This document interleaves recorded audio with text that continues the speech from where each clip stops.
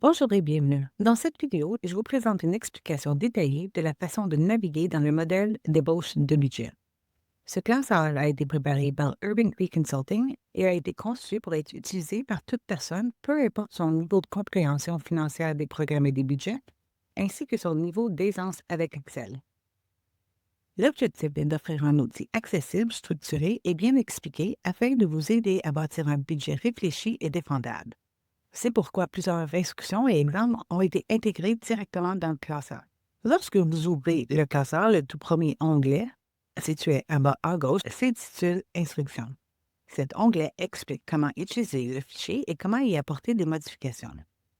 Les éléments affichés en rouge indiquent des points importants à lire attentivement.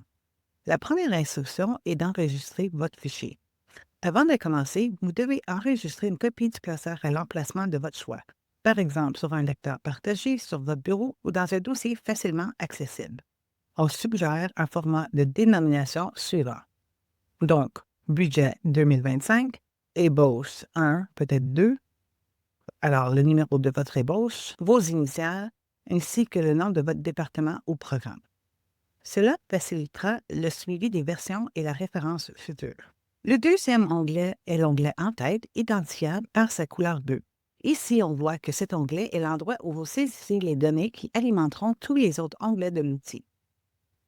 Vous devez donc modifier le texte affiché en rouge afin d'indiquer l'année financière et le nom de votre Première Nation. Par exemple, dans ce cas, on va dire pour l'exercice se terminant le 30 septembre 2025, et je vais mettre le nom de PegWest parce que j'en suis originaire. Et l'exercice financier serait 2025. Allons voir les autres classeurs et on voit que les informations saisies ont bien été reportées dans les autres onglets. Revenons à l'onglet Instructions. La prochaine étape consiste à configurer les onglets Département ou Programme. Accédez au premier onglet Département et double-cliquez sur son nom afin de le renommer selon le département ou le programme concerné. Pour cette démonstration, on va dire qu'on prépare le budget pour le département d'administration. On voit ici département programme et de mettre le nom identique au titre de l'onglet. Donc, on va mettre administration encore une fois. Sous personne responsable, inscrivez le nom de la personne responsable du département. On va dire que c'est moi. Et sous préparer par, inscrivez le nom de la personne qui a préparé le budget. Dans ce cas, c'est moi qui ai fait les deux. Ces informations sont très importantes. Elles permettent d'assurer la révision de compte et de savoir à qui s'adresser si des questions surviennent lors de la révision budgétaire. Quand le budget arrive aux finances, puis à l'étape d'approbation, on doit savoir qui est responsable de chaque section. C'est aussi fort probable que la personne responsable du département n'est pas la même personne qui a préparé le budget. Le modèle comprend plusieurs catégories de revenus couramment observées dans les Premières Nations. Vous pouvez les changer selon votre réalité, mais regardons les exemples. Service aux autochtones Canada au SAC apparaît en premier. Ce n'est pas parce que c'est plus important que les autres, mais parce que dans plusieurs Premières Nations, il s'agit de la principale source de financement. On retrouve ensuite autres revenus qui peuvent inclure des revenus municipaux ou autres sources pertinentes. Les catégories incluent également SAC report de l'exercice précédent. Il s'agit de fonds reportés de SAC provenant de l'année précédente, généralement approuvés dans un plan d'excédent. Vous pouvez les inscrire ici dans le département d'administration ou créer un département distinct pour les fonds reportés. Vous pouvez les regrouper ou les séparer, c'est votre choix. On retrouve ensuite financement de Santé Canada, financement en logement, par exemple la SCHL, le financement provincial et autres revenus reportés de l'exercice précédent. Ici, il s'agit plutôt de fonds non affectés. Par exemple, des revenus de sources propres qui n'ont pas été dépensés l'an dernier et que vous pouvez reporter sans approbation. Si vous souhaitez les distinguer des autres fonds, vous pouvez aussi créer son propre département. Il y a aussi une section revenus propres qui peut inclure des revenus provenant des Jeux des Premières Nations, ou peut-être vous avez de la pêche, de la foresterie ou d'autres activités génératrices de revenus. On retrouve enfin éducation, revenus de location, subventions et soutien à l'emploi. Ces catégories sont fournies à titre indicatif seulement et doivent être renommées selon la réalité de votre communauté. Regardons maintenant le budget de l'année en cours. Je vais masquer ces trois colonnes pour cet exercice.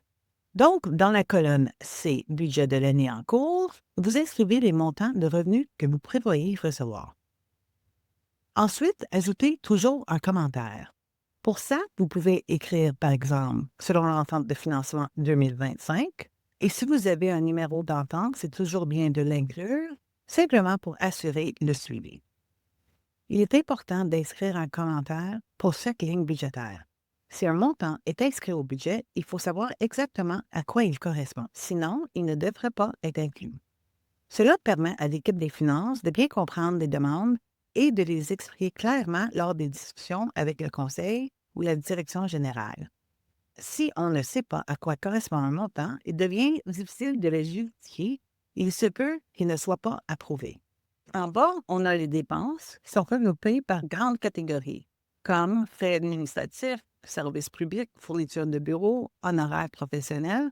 Celles-ci pourraient être des frais d'audit ou services juristiques, déplacements et projets d'immobilisation. L'immobilisation correspond à des biens ayant une durée de vie utile supérieure à 1 an, idéalement 5 ou 10 ans, comme des bâtiments, des rénovations majeures, des véhicules ou des améliorations locatives. Alors, dans l'exemple présenté, le budget montre à 17,8 millions de dollars en revenus et 16,6 millions de dollars en dépenses, ce qui laisse un excédent budgété de 1,12 million de dollars. Dans le contexte des Premières Nations et selon les normes comptables du secteur public, on ne parle pas de profit. Le terme approprié est excédent ou déficit des revenus sur les dépenses. Et je sais qu'en théorie, on aimerait tous avoir un budget parfaitement équilibré, mais je ne recommande pas d'ajouter un montant fictif simplement pour arriver à zéro. On ne sait jamais si tous les revenus vont être reçus ni si certaines dépenses seront plus élevées que prévu. Par exemple, s'il y a un changement avec les revenus de SAC pour une raison ou une autre et qu'on reçoit seulement 3 millions de dollars, on va se retrouver immédiatement en déficit. Avoir un excédent budgété offre une marge de sécurité. Avant de remplir le budget de l'année courante, il est recommandé d'inscrire les données du budget et des dépenses réelles de l'année précédente. Si vous n'avez pas ces données, votre département de finances sera en mesure de vous aider. Cette comparaison est essentielle. Elle permet de voir si vous avez dépensé plus ou moins que prévu et d'ajuster vos hypothèses pour l'année courante. Prenons l'exemple des frais de carburant et d'huile. L'an dernier, le budget était de 76 000, mais les dépenses réelles étaient de 360 000 Cette année, aucun montant n'a été budgété. C'est un signal d'alerte. Disons que vous proposez un budget de 100 000 et que dans les commentaires, vous inscrivez selon l'année précédente. Je vais certainement vouloir comprendre comment vous êtes arrivé à ce chiffre, car c'est une différence assez importante.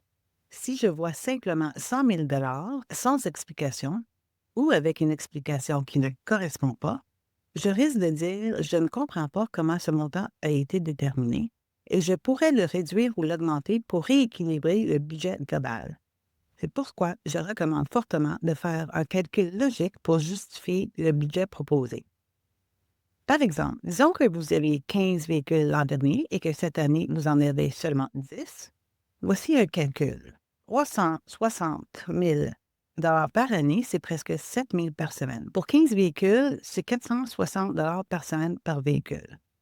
Donc, si on fait 460 fois 10 véhicules fois 52 semaines, on arrive à 239 000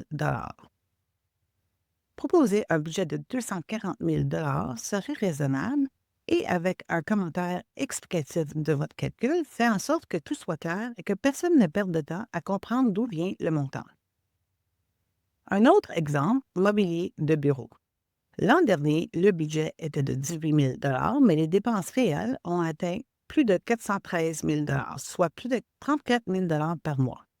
Si rien n'est expliqué et que le montant est ramené à zéro cette année, je vais forcément me poser des questions. Est-ce une erreur? Un oubli? Peut-être c'est un projet exceptionnel. Je vais devoir contacter la personne responsable pour comprendre et corriger le tir. Heureusement, son nom est indiqué en haut de l'onglet. Retournons aux instructions. J'ai parlé de l'importance des commentaires. Ceux-ci clarifient la logique et les hypothèses. En tant que directrice financière ou contrôleuse, je gère souvent des budgets de 100 000, 150 000 ou même 200 millions de dollars avec de nombreux départements, programmes et employés. Il m'est impossible de connaître ou de m'en souvenir de tous les détails. Les commentaires clairs me permettent de comprendre rapidement, de poser moins de questions et d'éviter de couper des montants par manque d'informations. Il y a aussi des instructions pour ajouter des lignes et comment corriger les formules automatiques. Si on retourne dans Administration, pour ajouter une ligne, on met notre souris par-dessus la ligne, on fait un clic à droite et Insérer. Quand vous insérez une ligne, il faut s'assurer que la formule fonctionne toujours. Et si on voit que la formule calcule les lignes 16 à 30, mais la nouvelle ligne n'est pas inclue. Pour le corriger, on met notre souris par-dessus le total et puis en haut, sur Somme automatique, on clique dessus et on fait entrer sur notre clavier. N'oubliez pas d'inscrire la nouvelle source de revenus. Par exemple, on va dire que c'est Robert Bob pour un montant de 10 000 $. Peu importe le nom que vous lui donnez, un commentaire clair va préciser de quoi il s'agit. On va dire don pour Salon Emploi. Donc, quand je reçois le budget, je sais que Robert Bob va nous verser 10 000 $ à titre de don pour notre salon emploi. Vous pouvez également supprimer une ligne en mettant votre souris par-dessus, un clic à droite et supprimer. Ou vous pouvez simplement renommer une ligne existante. Par exemple, remplacer frais et carburant d'huile par essence. Vous devez aussi renommer les onglets, car chaque onglet va représenter un département ou programme distinct. Par exemple, ici, on peut dire que c'est l'éducation. Et celle-ci, Initiative en santé bucco-dentaire des enfants, ou ISBE. Et celle-ci, Emploi et formation. N'oubliez pas de retourner en haut de chaque onglet et de mettre le même nom de l'onglet dans le département, ainsi que le nom des personnes responsables et celle qui a préparé le budget. Un point important à comprendre, c'est que ce modèle budgétaire ne contient pas de consolidation automatique et c'est volontaire. Un budget maître devrait toujours être maintenu par le département des finances. Pourquoi? Pour préserver l'intégrité des données et éviter toute modification non autorisée. Mais pourquoi ne pas intégrer une consolidation automatique? C'est parce que les formules sont très fragiles. Si un nom d'onglet est modifié, si les catégories ou les lignes changent, alors les lignes se brisent et les formules cessent de fonctionner correctement. Dans une autre vidéo qui présente en détail notre modèle d'analyse du budget des écarts, incluant une consolidation et des liens, je vous montre concrètement ce que cela implique. J'ai déjà vu des modèles où je clique à quelque part et le message s'affiche « Vous ne pouvez pas modifier cette cellule ». Je clique ailleurs et on me dit « Modification non permise ».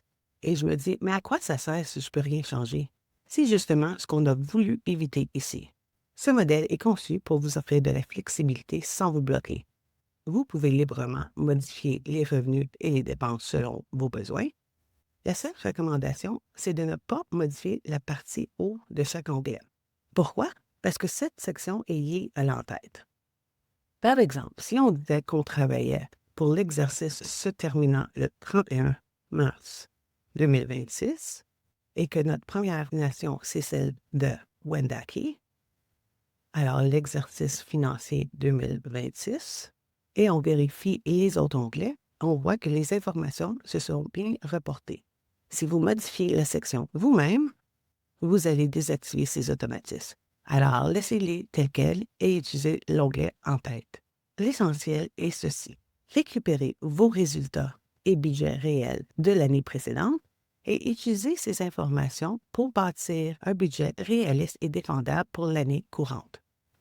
Et surtout, assurez-vous de bien documenter chaque montant avec des commentaires clairs. Si vous avez des questions ou besoin de soutien en utilisant ce modèle, communiquez avec AFOA Canada ou l'équipe Urban Creek Consulting. Bonne journée!